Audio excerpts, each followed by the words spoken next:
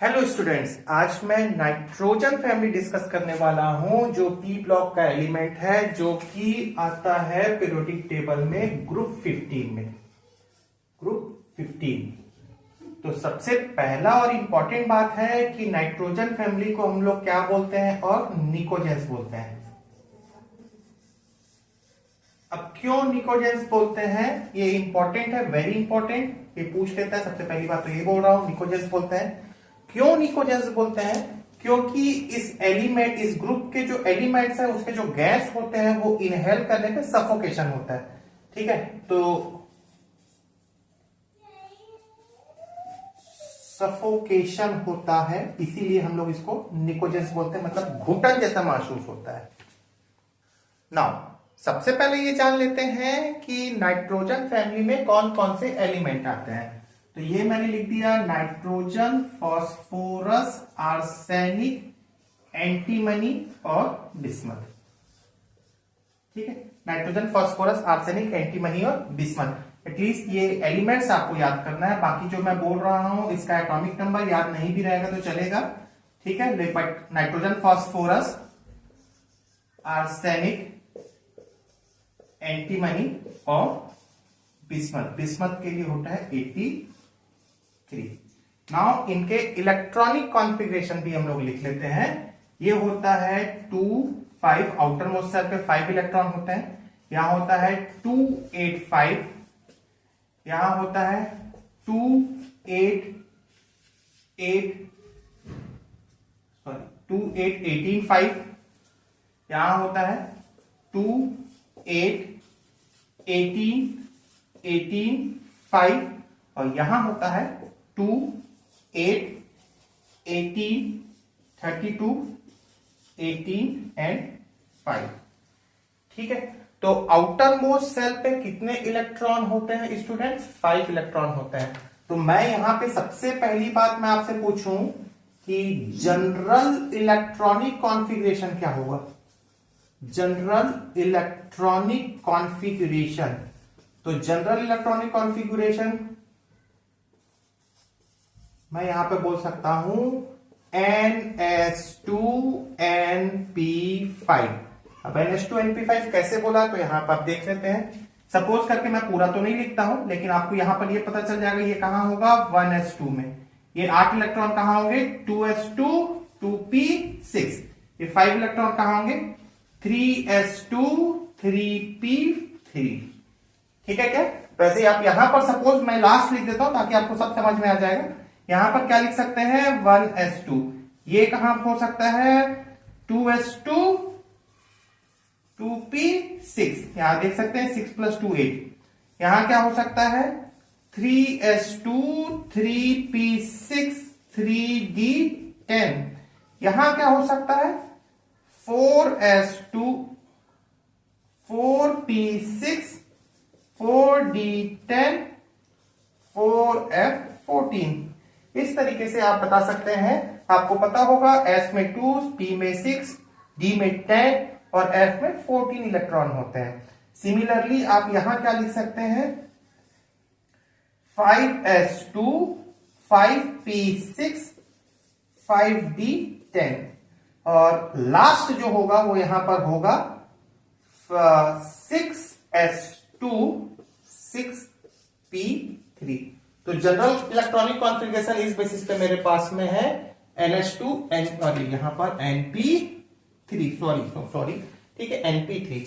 ठीक है, नाउ अब आप देख सकते हैं कि यहां पर नाइट्रोजन जो होता है ये गैस होता है जो कि डाई एटॉमिक फॉर्म में N2 में होता है। ठीक है, जबकि फास्फोरस, आर्सेनिक, एंटीमनी और बिस्मथ ये होते हैं सॉलिड। बस आपको आज तो हम लोग केवल इस वीडियो में फिजिकल प्रॉपर्टीज देखने वाले हैं, तो फिजिकल प्रॉपर्टीज के बेसिस पे ये ध्यान रखने वाले हैं। नाउ अगली बात है कि नाइट्रोजन और फास्फोरस, नाइट्रोजन और फास्फोरस ये होते हैं नॉन मेटल। ठीक है, बहुत इंपॉर्टेंट है क्योंकि इसका यूज आगे पड़ेगा। अभी तो नॉन मेटल है कि मेटल है ये कोई पूछता नहीं, बट आगे जरूरत पड़ेगी, आगे मैं आपको बताऊंगा। नाइट्रोजन फास्फोरस नॉन मेटल, इसके बाद आर्सेनिक और एंटीमनी ये होते हैं मेटालॉइड, और लास्ट जो बिस्मथ होता है ये होता है मेटल। तो पहली फिजिकल प्रॉपर्टी तो अब मेरे को ये समझ में आ रही है, ठीक है, कि मेटेलिक कैरेक्टर क्या होता है। मेटेलिक कैरेक्टर में या मेटेलिक प्रॉपर्टी आपको दिख रहा है, टॉप में नॉन मेटल है जो कि गैस है, और बॉटम में मेटल है। तो मैं ये बोल सकता हूं कि मेटेलिक प्रॉपर्टी या metallic character top to bottom आने पर क्या हो रहा है, टॉप टू बॉटम आने पर मेटेलिक प्रॉपर्टी बढ़ रही है। या ये भी बोल सकता हूं कि टॉप से बॉटम होने पर नॉन मेटेलिक कैरेक्टर कम हो रहा है। नेक्स्ट मेरे पास में इस नाइट्रोजन फैमिली के कुछ फिजिकल प्रॉपर्टीज मैं लिख रहा हूं, मतलब नाइट्रोजन, फास्फोरस, आर्सेनिक, एंटीमनी और बिस्मथ के कुछ फिजिकल प्रॉपर्टीज, जिसमें सब बच्चों को पता होगा। फर्स्ट प्रॉपर्टी एटॉमिक रेडियस, तो ये मुझे बहुत ज्यादा समझाने की जरूरत नहीं है, वैसे सबको पता होगा। एटॉमिक रेडियस, मैं एटॉमिक रेडियस में मैं टॉप टू बॉटम आता हूं, तो डेफिनेटली नंबर ऑफ सेल बढ़ने के कारण एटॉमिक रेडियस इंक्रीज होगा। अब एरो मतलब इंक्रीज को मैं रिप्रेजेंट कर रहा हूं। सेकेंड मेरे पास में है इलेक्ट्रोनिगेटिविटी। इलेक्ट्रोनिगेटिविटी तो ऑब्वियसली आपको पता होगा कि पीरियोडिक टेबल में टॉप से बॉटम आने पर इलेक्ट्रोनिगेटिविटी डिक्रीज होती है। तो यहां पर जो मोस्ट इलेक्ट्रोनिगेटिव एटम होता है इस ग्रुप में वो होता है नाइट्रोजन।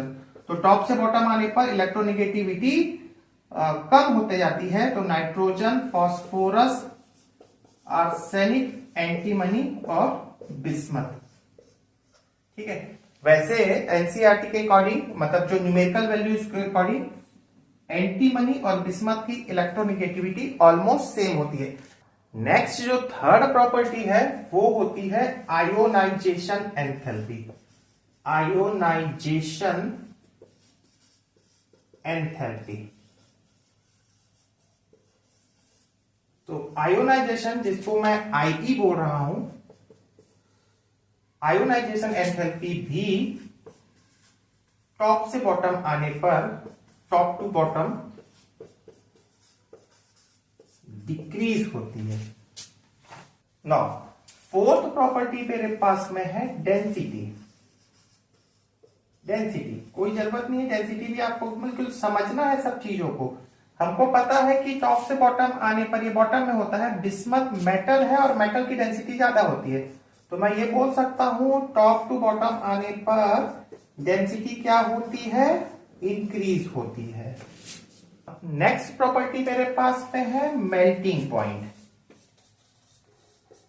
मेल्टिंग पॉइंट, अब आप खुद सोचो, मेल्टिंग पॉइंट, नाइट्रोजन गैस है तो डेफिनेटली उसका कम होगा। तो मैं ये बोल सकता हूं कि नाइट्रोजन, फास्फोरस, आर्सेनिक, आर्सेनिक तक मेल्टिंग पॉइंट पहले बढ़ती है फिर कम होती है, एंटीमनी और बिस्मथ, ठीक है। तो मेल्टिंग पॉइंट पहले बढ़ती है फिर कम होती है। और इसका यदि मैं एक्चुअल ऑर्डर आपसे लिखूं तो सबसे ज्यादा होता है आर्सेनिक का मेल्टिंग पॉइंट ज्यादा होता है, फिर एंटीमनी, फिर बिस्मथ, फिर फास्फोरस, फिर नाइट्रोजन। तो ये मैंने जो ऑर्डर लिखा है ये एनसीईआरटी में दिए हुए वैल्यू के बेसिस पे मैंने लिखा है, ठीक है। नेक्स्ट प्रॉपर्टी मेरे पास में है, मैं यहां पर 6 पोजीशन पे लिख देता हूं, 1 2 3 4 5 एंड 6। 6 मेरे पास में है बॉइलिंग पॉइंट। तो बॉइलिंग पॉइंट सबसे कम होता है अगेन नाइट्रोजन का, नाइट्रोजन, फास्फोरस, आर्सेनिक, एंटीमनी, और एंटीमनी का ज्यादा होता है बिस्मथ से। और यदि मैं इसके एक्चुअल ऑर्डर की बात करूं तो सबसे ज्यादा बॉइलिंग पॉइंट होता है एंटीमनी का, then bismuth, then arsenic, then phosphorus और देन नाइट्रोजन। तो इतना डिटेल आप कर सकते हैं तो करिएगा, वैसे बहुत ज्यादा टेंशन लेने की जरूरत नहीं है। एटलीस्ट किसका बॉइलिंग पॉइंट या मेल्टिंग पॉइंट ज्यादा है कम है वो एटलीस्ट याद रखेंगे। नेक्स्ट मेरे पास में 7th है एलोट्रॉपी। एलोट्रॉपी किसको बोलते हैं? एक ही एलिमेंट के डिफरेंट डिफरेंट फॉर्म, जैसे कार्बन का जो एलोट्रॉप होता है वो होता है डायमंड होता है, ग्रेफाइट होता है। सिमिलरली एलोट्रॉपी के लिए मैं यहां पर एक तो सेपरेट वीडियो बना दूंगा, पर आप एक ही बात याद रखेंगे जो एनसीईआरटी में लिखा हुआ है, except nitrogen all elements have their allotrope. ठीक है, नाइट्रोजन को छोड़कर सबके एलोट्रॉप होते हैं। जैसे आपने सुन रखा होगा phosphorus, red phosphorus, white phosphorus, similarly सारे एलिमेंट्स के एलोट्रॉप होते हैं एक्सेप्ट नाइट्रोजन। नाउ नेक्स्ट मेरे पास में है एटॉमिसिटी। एटॉमिसिटी में आपको सबको पता होगा नाइट्रोजन डाई एटॉमिक होता है N2, बाकी जो अदर एलिमेंट्स है फॉस्फोरस P4 मतलब टेट्रा एटॉमिक होता है, phosphorus antimony, arsenic AS4, antimony Sb4 और बिस्मथ होता है मोनो एटॉमिक। ठीक है, तो नाइट्रोजन हो गया, आपको पता है डाई एटॉमिक, ये होता है टेट्रा एटॉमिक, और ये होता है मोनो एटॉमिक। नाउ इसी बेसिस पे मैं एक दो बात इंपॉर्टेंट बात बोल रहा हूं जो आई होप आपको पता होगा। नाइट्रोजन एक इनर्ट मटेरियल होता है क्योंकि नाइट्रोजन में ट्रिपल बॉन्ड है। ठीक है, ये क्या होता है? एक इनर्ट मटेरियल होता है, बहुत आसानी से रिएक्शन नहीं करता है। वैसे आपने देखा होगा या आप मतलब जानते ही हैं कि मतलब जो चिप्स होता है, कुरकुरे होता है, उसके जो पैकेट्स होते हैं वो फुला हुआ होता है, उसमें गैस भरी होती है, वो होता है नाइट्रोजन गैस। ये नाइट्रोजन गैस का यूज हम लोग फूड को प्रिजर्व करने के लिए करते हैं क्योंकि ये इनर्ट होता है। ठीक है, तो एनीवे नाइट्रोजन N2 में जो ट्रिपल बॉन्ड है उसमें 2 p पाई बॉन्ड होते हैं। ये याद ध्यान रखने वाला है, सबको पता ही होना चाहिए आई होप कि 2 p पाई बॉन्ड है। ठीक है, ये पाई बॉन्ड तो है ही है, 2 पाई बॉन्ड है, उसको p पाई बोल दिया। ठीक है, नाउ इसके बाद मेरे पास में मोस्ट इंपॉर्टेंट जो आपको क्वेश्चन मिल जाएगा किसी भी पैकेज वगैरह में, आप खुद सोचो, यहां पर दिख रहा है नाइट्रोजन के 2 एलिमेंट कंबाइन हुए, N2 बनाया है, P4 बनाया है, मतलब इसको हम लोग बोलते हैं कैटिनेशन प्रॉपर्टी। एक ही एलिमेंट का बार बार कंबाइन होने की टेंडेंसी को मैंने कैटिनेशन कहा है। कार्बन में कैटिनेशन प्रॉपर्टी मैक्सिमम होती है क्योंकि कार्बन कार्बन के लॉन्ग चेन बन सकते हैं। वैसे यहां पर आप देखिएगा तो इसमें कैटिनेशन प्रॉपर्टी इसकी तुलना में कम होता है, या आपको सीधा सीधा मैं बोल देता हूं कैटिनेशन का ऑर्डर क्या होना चाहिए। तो फास्फोरस में कैटिनेशन प्रॉपर्टी मैक्सिमम होती है, देन नाइट्रोजन के बाद आर्सेनिक, देन एंटीमनी, और बिस्मथ में कैटिनेशन सबसे कम होता है। देख रहे हैं, मोनो एटॉमिक होता है। ठीक है, तो ये आपके लिए इंपॉर्टेंट होता है। अब तक हमने इस पूरे वीडियो में देखा कि नाइट्रोजन फैमिली को क्या बोलते हैं, निकोजेंस बोलते हैं। ये पहली बात आपको याद रखनी है। दूसरी बात आपको ये याद रखनी है कि कैटिनेशन प्रॉपर्टी सबसे ज्यादा किसमें होती है, फास्फोरस, फिर नाइट्रोजन, आर्सेनिक, एंटीमनी और बिस्मथ। मैं लास्ट में एक और बात बोल देता हूं जो आपके लिए अनदर इंपॉर्टेंट हो सकता है, इसको बिल्कुल नोट डाउन कर लेंगे। Important compounds of nitrogen, I hope आपको विजिबल होगा। ठीक है, नाइट्रोजन के कुछ इंपॉर्टेंट कंपाउंड, तो इसमें मैं 2 कंपाउंड लिख रहा हूं। एक होता है चिली सॉल्ट पीटर का फॉर्मूला है NaNO3, और अगला मेरे पास में जो सेकेंड कंपाउंड है इंडियन सॉल्ट